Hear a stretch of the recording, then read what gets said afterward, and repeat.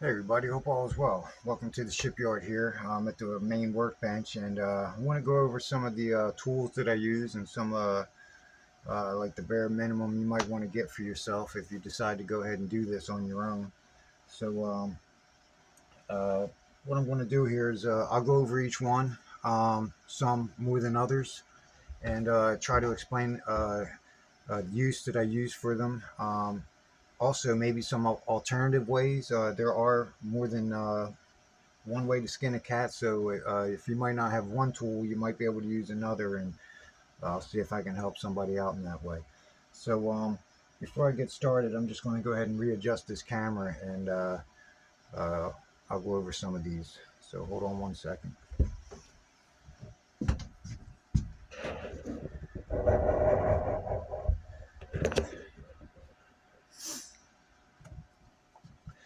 All right, first and foremost, I guess I should mention the hand grinder.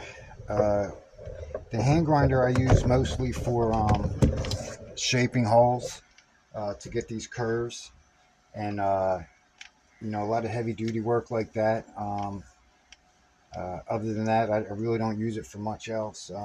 Like I said, it's just basically there for heavy material removal, and mostly it has to do with shaping the holes. Same thing, a jigsaw would be nice to have. If you have a table saw, or a bandsaw, I should say, that would do the job just as well. But I'll use this mostly for cutting the slope in the hull when I have two pieces of. Before this becomes a ship, I need to grab a pattern, and I need to get the slope in the hull in here. And I usually use the jigsaw to do that. And most ships have to have a little bit of something like that in there. And that's what the jigsaw will be used for. I'll also use it to cut out the decks for aircraft carriers. So it's a handy thing to have. And some of these tools you might already have. And if you're just going to like build one or two of these things, or like I said, just try it. Just go ahead and don't invest hundreds and hundreds of dollars into these tools. However, I will say, a name brand tool does make a little bit of a difference. So anyway, some of the other things. Let me see how we are in focus here. Some of the other things, and these are things you can make yourself, are these sanding blocks. They're nothing more than sandpaper glued to wood, and they're very helpful also when shaping hulls and removing material, or especially in areas like this. I don't know why you can see that, but there's multiple blocks of wood, and they need to be smoothed together, and that's helpful for doing things like that. And like I said, you can make them yourselves. Just grab some 60 grit or some 80 grit sandpaper, glue it to a block of scrap wood, and you got yourself some good sanding blocks. Some basic architectural tools, I guess you can say. Just some squares, angle finders, compass. That'll be helpful. Another thing you can make on your own. I've made all these drill bits I make on my own, and most of these I've been using since day one. In fact, all of these I've had since day one, just about, and I still use them every day. So they're helpful to make for yourself, and like I said, you don't need as many as I do, but one or two, maybe three, that would help. This is one I just use for deburring. After I drill a hole, I'll put it and give it a little twist and twirl and help get rid of some of the uh, burrs and stuff that form on the wood after you drill a hole. Now, I don't use these things that much anymore, but I actually started off. I went and got this $10 miter box with a saw. That's how I got started on these things. In fact, uh, I went through a couple of these, and I now have since bought a saw, so I really don't use it. You can see it's pretty dusty. I kind of put this off to the side. I don't really use it much for anything anymore.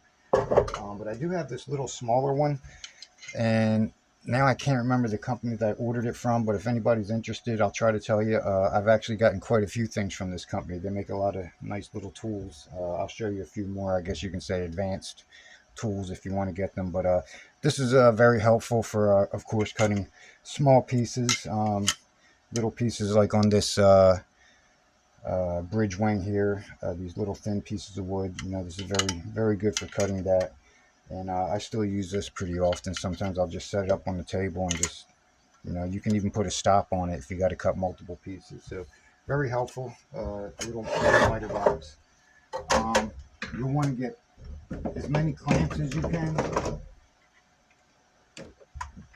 You know, I have mostly these things. These are really good for clamping holes and whatnot together. These ones are a little bit more expensive, Jurgensen's. These ones are Walmart items, and they're not too expensive, and they actually work pretty well, so they're worth the investment if you're going to make a few of these.